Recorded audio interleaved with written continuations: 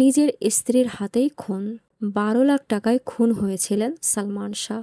ঢালিউডের জনপ্রিয় নায়কদের মধ্যে এখনও তাকে সহজে আলাদা করা যায়, যার অভিনয় ও স্টাইলে এখনও মুগ্ধ বর্তমান প্রজন্মের দর্শকেরা।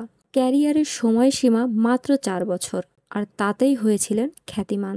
বলছি ঢাকাই সিনেমার ক্ষণজন্মা নক্ষত্র সালমান শাহের কথা। 1996 সালের 6 সেপ্টেম্বর সবাইকে অবাক করে না ফেরার দেশে চলে যান নায়ক সালমান শাহ।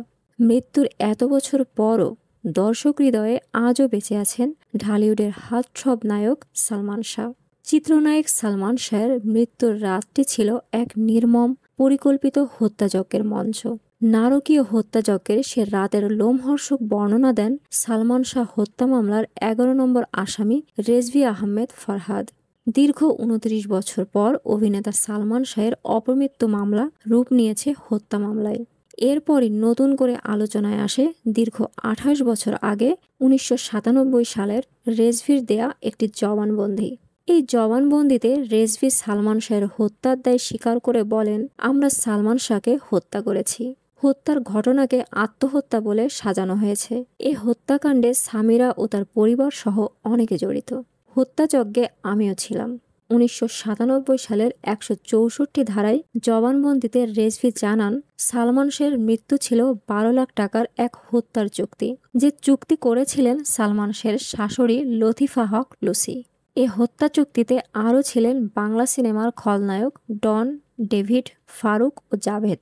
রেজভির বর্ণনা অনুযায়ী 1996 সালের 5 সেপ্টেম্বর গুলিস্তানের একটি বারে রাত 8টায় ডন, ডেভিড, ফারুক, জাভেদ ও রেজভি দেখা করেন।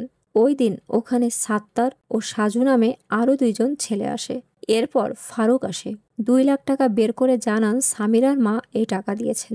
সালমান শাহকে শেষ করার জন্য মোট 12 লাখ টাকা দেবেন।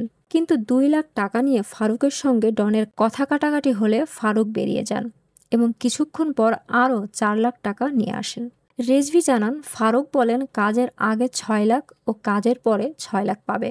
এরপরে প্লাস্টিকের একটি দড়ি, সিরিঞ্জ, রিভলভার ইত্যাদি গুছিয়ে নেওয়া হয়। হত্যার লোমহর্ষক বর্ণনা দিয়ে রেজভি বলেন, রাত 2:30টায় সালমান শাহের বাড়িতে যান ডন, ডেভিড, ফারুক ও আজিজ। রিজভির দাবি, সে রাতে ঘুমন্ত সালমান শাহের উপর ঝাঁপিয়ে পড়েন হত্যাকারীরা। নারকীয় হত্যাযজ্ঞে উপস্থিত ছিলেন সামিরা, সামিরার মা লুসি এবং আত্মীয়া রুবি। ঘুমন্ত সালমানকে ক্লোরোফর্ম দিয়ে বেহুশ করেন সামিরা। কিছুক্ষণ পর সালমান শাহের জ্ঞান ফিরলে সবার শুরু হয় ধস্তাধস্তি। এ সময়ে সালমান শাহের শরীরে ইঞ্জেকশন পুশ করতে বলেন আজিজ। সালমান শাহকে হত্যা করার পর সিলিং ফ্যানে ঝুলিয়ে দেওয়া হয় তার লাশ। 1996 সালের 6 সেপ্টেম্বর মাত্র 25 বছর বয়সে রহস্যজনক মৃত্যু হয় ঢালিউড চিত্রনায়ক সালমান শাহর। এতদিন এ মৃত্যুকে অপমৃত্যু বলে উল্লেখ করেছে একাধিক তদন্ত কমিটি। তবে সব তদন্তেই এড়িয়ে চলা হয়েছে সত্যকে, যে কারণে দীর্ঘ 29 বছর পর সালমান শাহের অপমৃত্যু মামলা রূপ নিয়েছে হত্যা মামলায়। সালমান শাহ হত্যা মামলায় সর্বমোট 11 জনকে আসামি হিসেবে উল্লেখ করা হয়েছে। হত্যা মামলায় প্রধান আসামি নায়কের সাবেক স্ত্রী সামিরা হক।